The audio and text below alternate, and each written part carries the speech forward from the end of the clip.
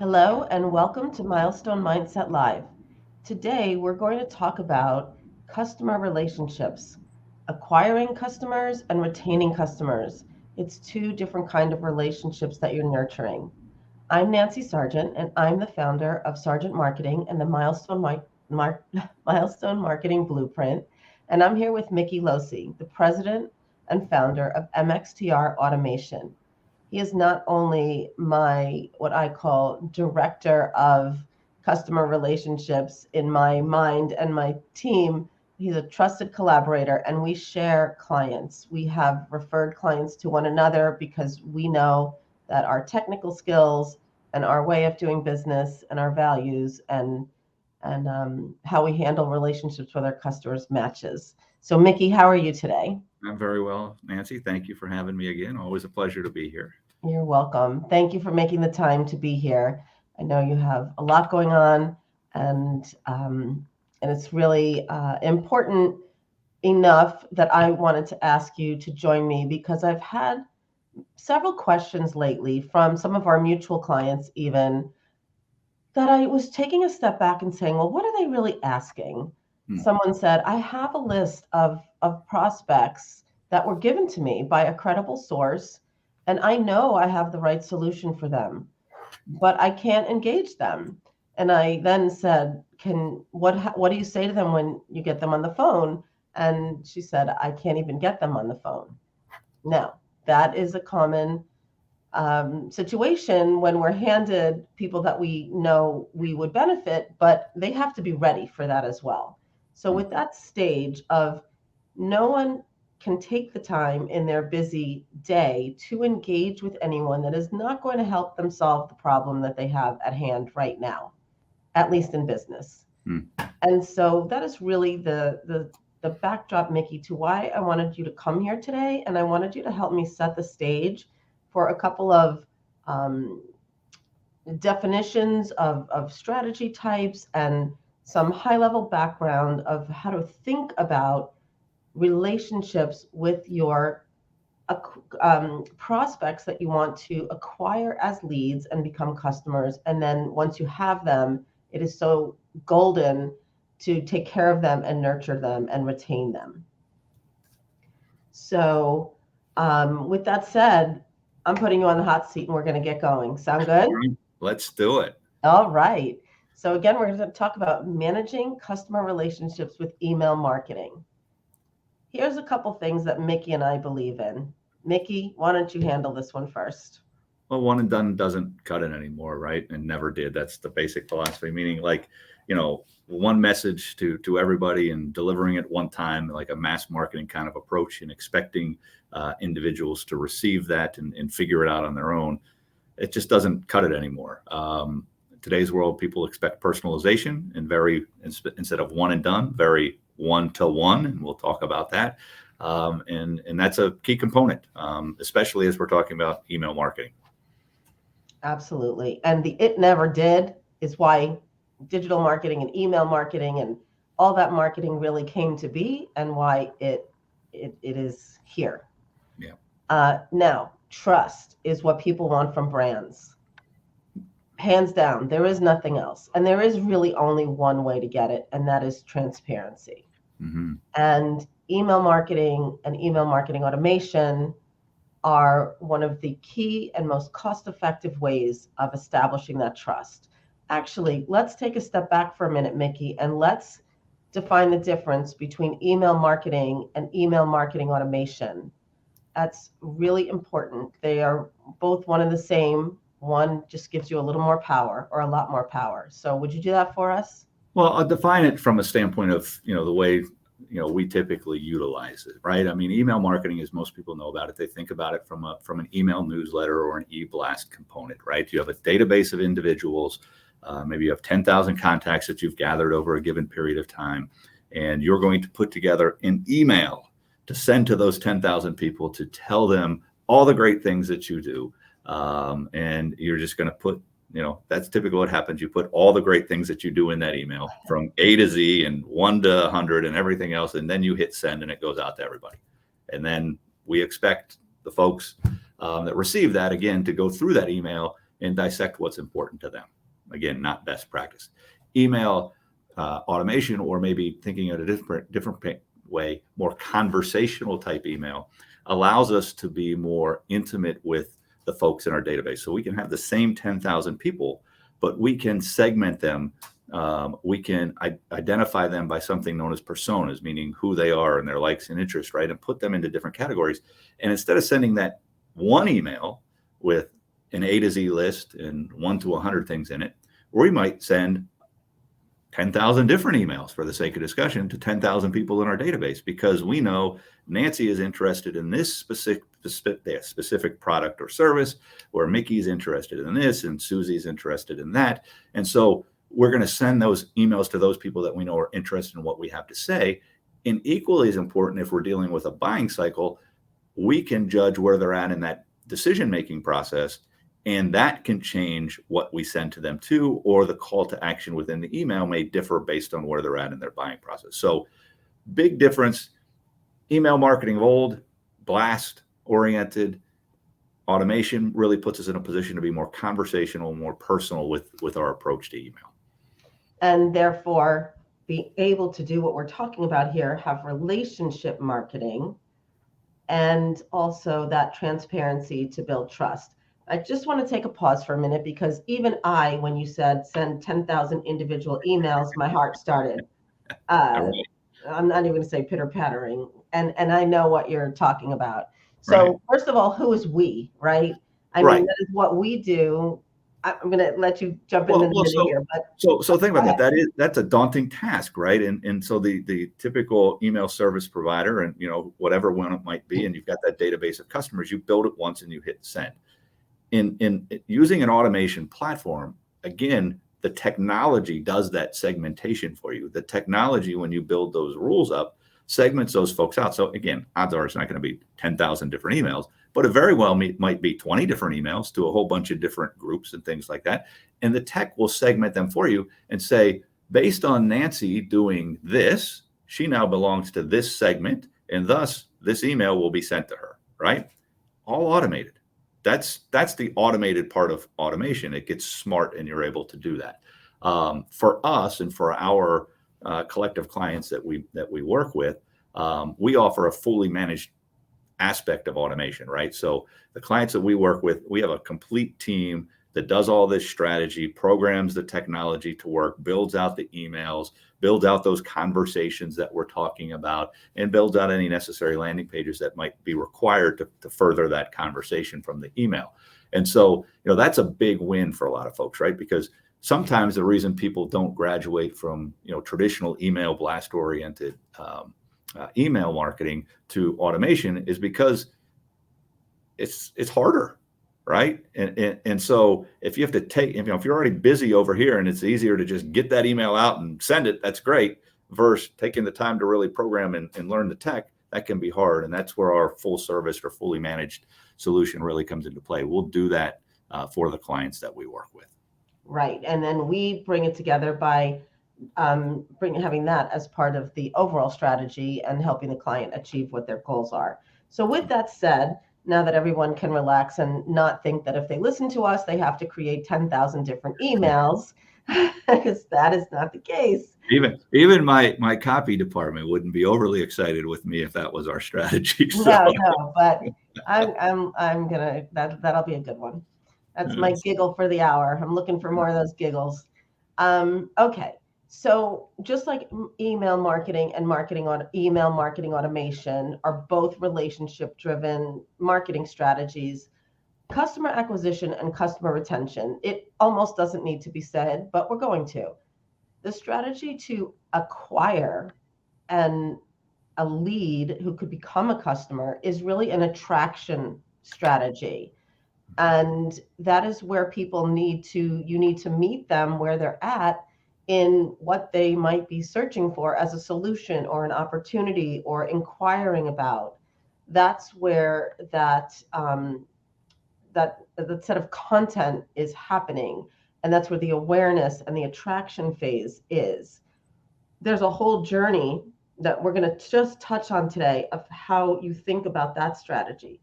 Then the customer retention side, believe me, that does not happen by having a name that Mickey gives to Nancy and says, this person needs you, call them, you'll have a great conversation, and that's done. There's a lot that has to go into letting someone know we understand where they're at. And then also they need to get to know us, whoever us is, and make sure there's that connection and that relationship. Customer retention, you need to treat those customers like gold. And this is where 100% you need to have individualized conversations based on their engagement with your content. And that's where technology, automation is the tool that ends up, what it would take armies and armies of people to do if it had to be done manually. So setting the stage, again, almost stating the obvious, but that is what we're going to be discussing here. We are going to talk more about retention today than acquisition. It's tough times right now. We've emerged from a pandemic, I hope.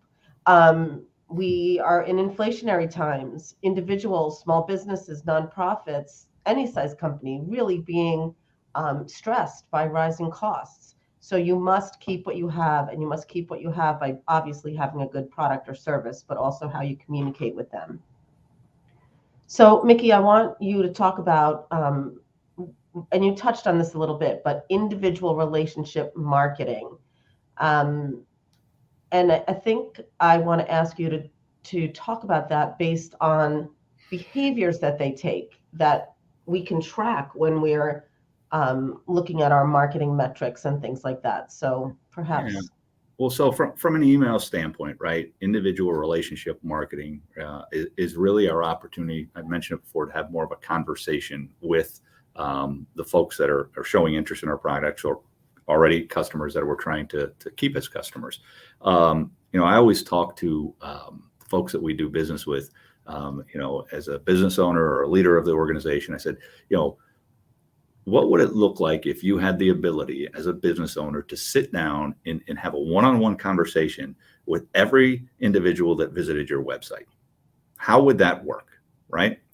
And without fail, the owner or the individual would say to me, well, we would talk about X, Y, and Z, and it would vary based on what they're looking at on the website or the product that they're showing interest in or what questions they were asking me. I said, exactly. So the beautiful thing about automation, about technology, it puts us in a position to be able to do that, right? One, to understand what that conversation would look like. So our team does a nice job of understanding what the brands want to say, developing that conversation, if you will, and we break it up into little bite-sized pieces. And then based on what the consumer, what the lead is doing in terms of interacting with the brand, we can feed that conversation out in little bite-sized pieces, right? That's individual marketing. So consumer visits a website and they start, let's use auto dealers for the sake of discussion. They go and they look at an auto dealer website and they start looking at a particular group of cars. So you might get an email that says, hey, thanks for visiting our website. Great. But in time, we see that you're coming back and you're looking at trucks. And all of a sudden you're looking at F-150s. And all of a sudden you've narrowed it down to 2 or 3 trucks. Our technology captures all of that data.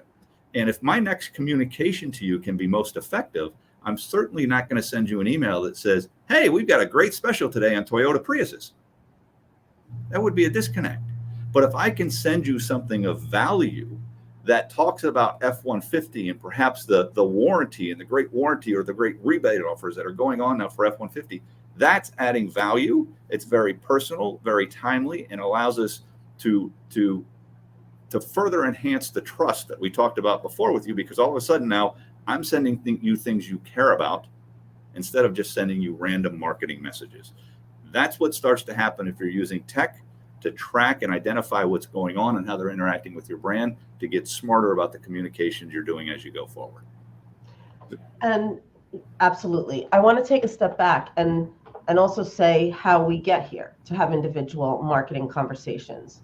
It does not happen the minute you switch over from a good email marketing content system to marketing automation. You don't start out with having all of those individual conversations. You start out by, you have tracking on the website to see what people are visiting. You have tracking in your emails. And for example, with one of our healthcare clients, We have a quarterly newsletter segmented by some demographics. We started out with one. Well, we started out with one for all the patients. Then we started out with one for women. Then we started out for one for seniors and caregivers. Mm-hmm. We started out by having the first email of something timely to talk about. Let's say prevention screenings for seniors is one we just did. In the past, we only could do that, but now we have follow up emails to people who open them. And the second email is a deeper conversation on what they have clicked on. We manage what we put in there. We have just a few links so we know what we can send them to the next conversation, and we have a strong open rate because we know what they want to hear in the beginning, and then we double that open rate on the second communication because we only send it to the people who clicked on something and who are interested. We don't keep bombarding the people who weren't interested in our initial topic on that conversation, just like someone who you're trying to talk to doesn't want to hear more about that particular conversation. So this one-to-one um, is different from the one and done that doesn't work anymore. But the one to one comes from one to many to one to more targeted, one to more targeted, and it comes from those learnings.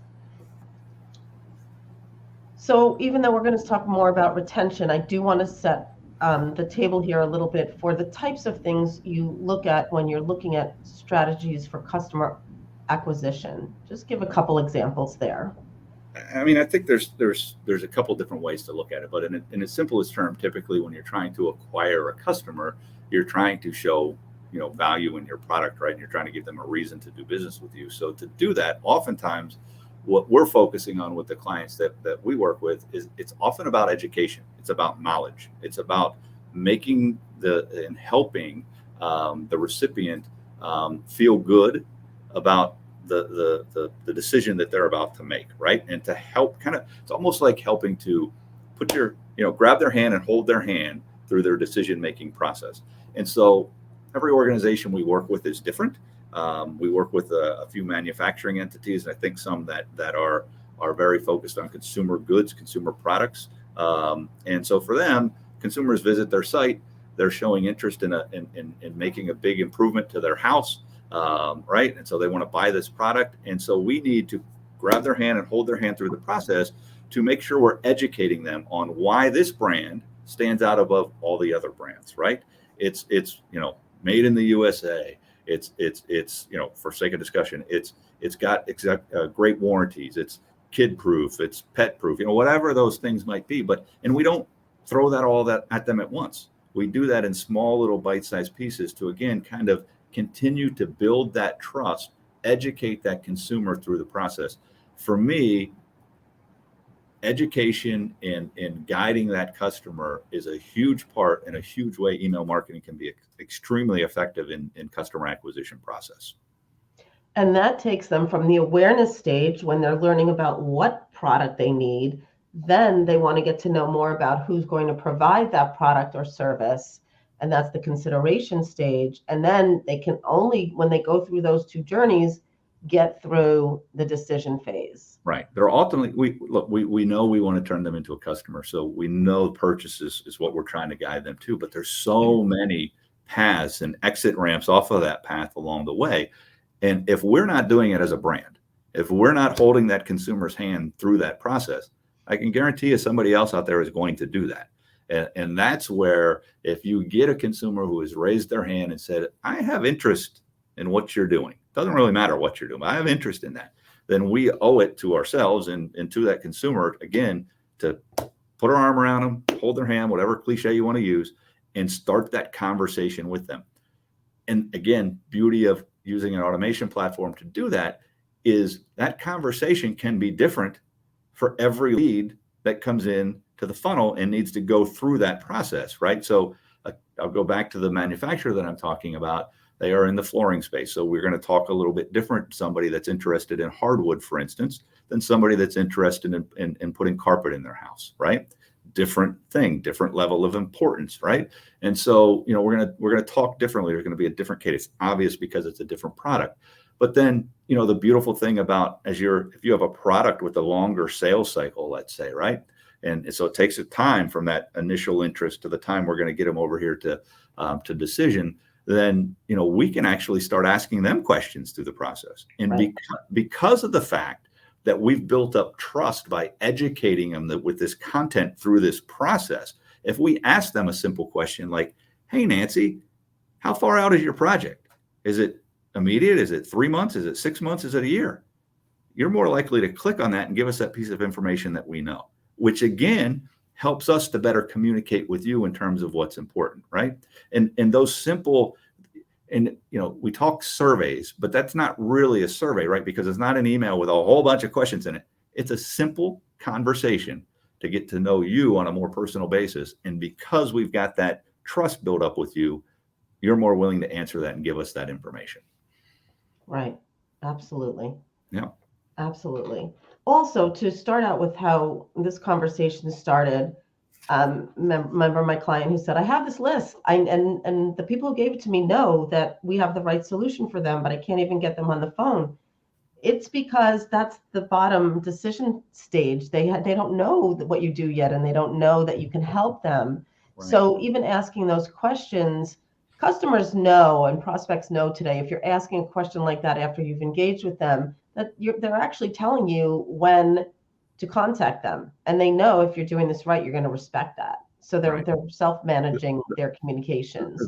Your example, and this is, kind of off the exit ramp here, but your example there of a customer who got a database and now wants to start talking to people who he or she knows is interested in their product, that often is not an easy thing to do, right? Because that is truly cold outreach in the world of email.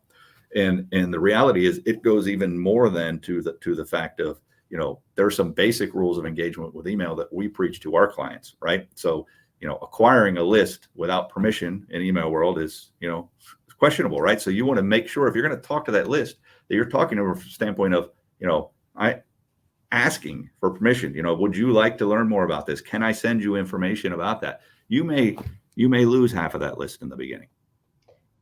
That's okay, right? Absolutely. That's okay, right?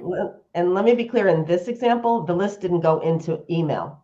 Right. And so one of the points I wanted to make on how email helps you manage your expenses and your time, a person's time to get on the phone and make calls is very expensive.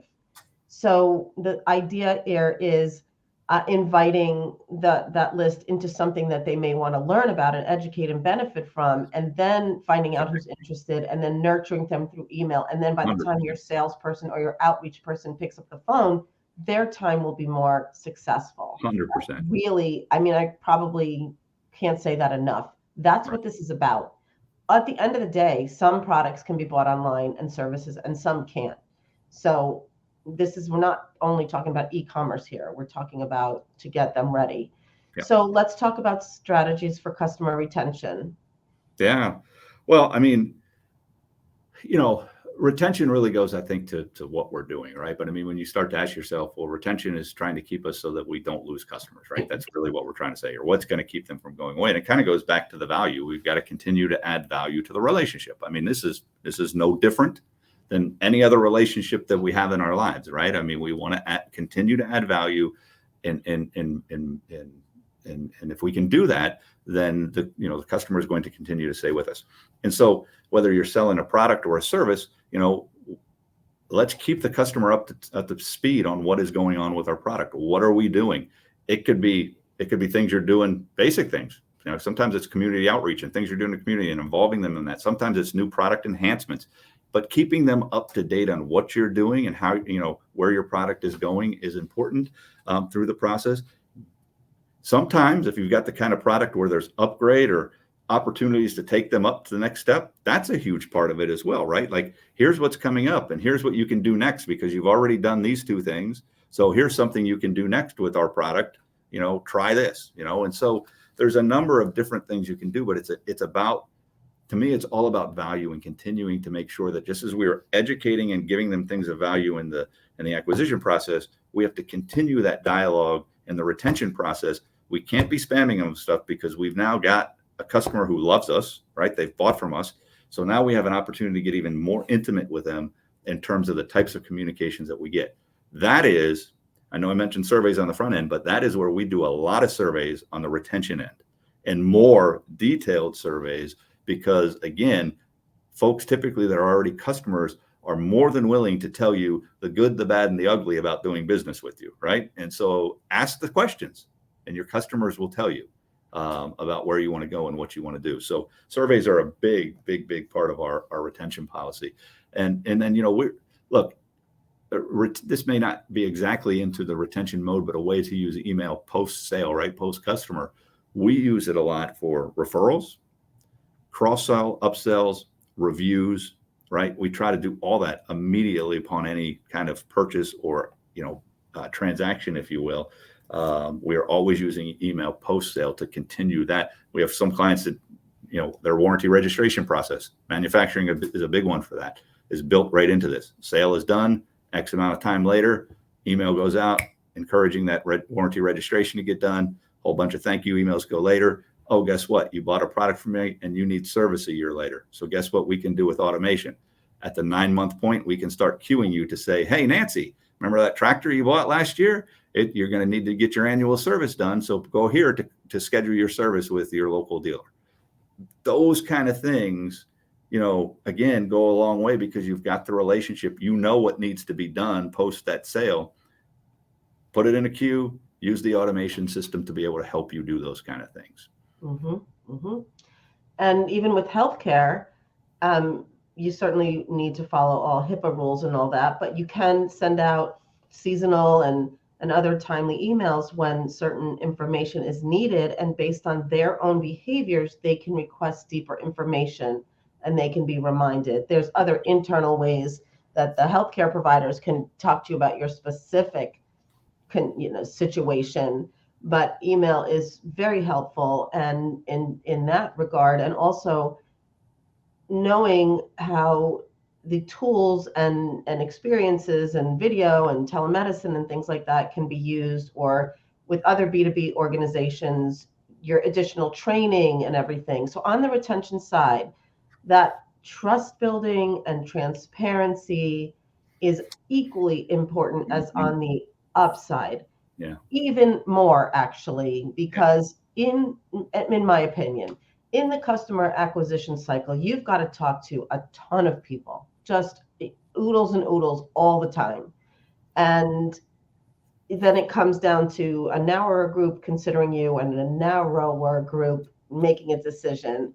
But your customers, they hopefully will be with you for a long time. There's not too many things I can think of that are totally one and done, even with customer relationships.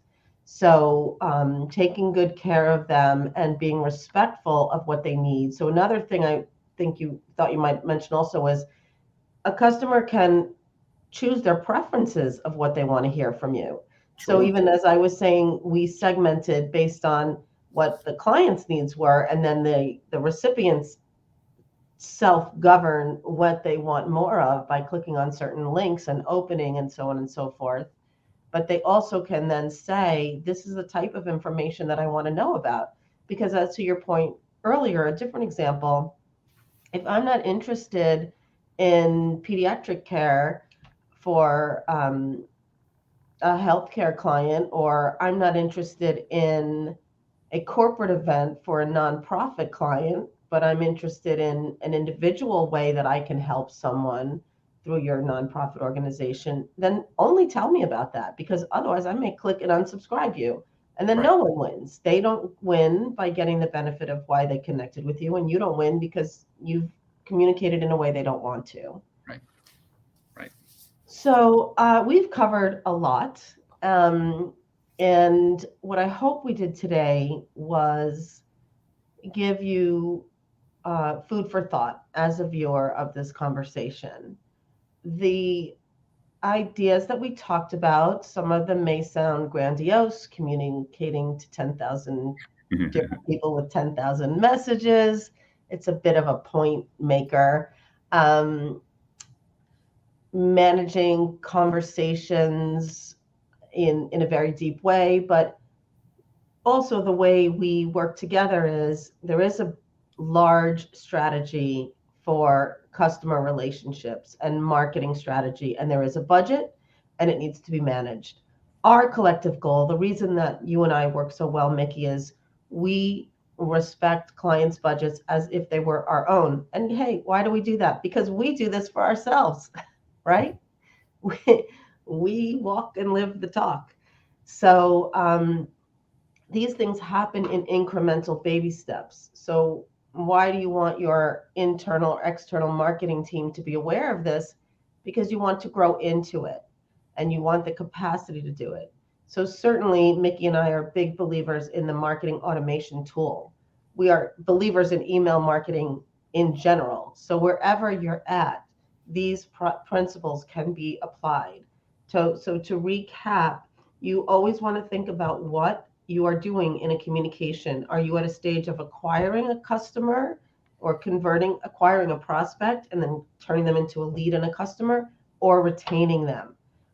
And through both of those journeys, are they at the awareness stage of just getting acquainted with even what they need and wanting some information, then starting to notice that you are the one providing the information, then go to the consideration stage where they are establishing trust in that your solutions work, and then you as a company, a provider, a service provider, have a track record of success and good relationship building, and then finally the decision stage of making the decision.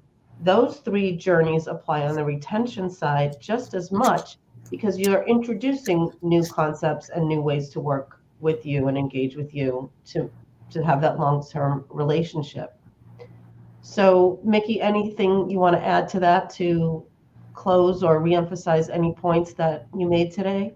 No, I mean, I think you really hit on it. There's one component that we didn't touch on that kind of falls in between both categories, and that's something that I call re-engagement. Every now and again, Ah, yes. you're gonna have a customer that shows interest that we just maybe fell short of acquiring, and then we've got customers who we lost for whatever reason. Every now and again, you've got to go back and re-engage those folks, and email is a great way to do that as well. That's usually when we start working with a client with an existing database. That's typically the first place we start, is with a true re-engagement campaign. Absolutely. You know what? Will you come back another time and let's talk all about re-engagement? Yeah, for sure. That's a huge opportunity, and one that I think is often overlooked, in terms of the value of that portion of your database, if you will, that is just ripe for communicating with. Absolutely. So today's episode of Milestone Mindset Live was about managing customer relationships with email marketing and specifically email marketing automation. Thank you, Mickey Locey of MXTR. And I'm Nancy Sargent of Sargent Marketing. Our contact information has been scrolling at the bottom of the screen. We're both here to be of service for you, to help you have the right strategy, develop relationships with your client, and maximize your marketing investments. We wish you much success, and until next time, have a great day.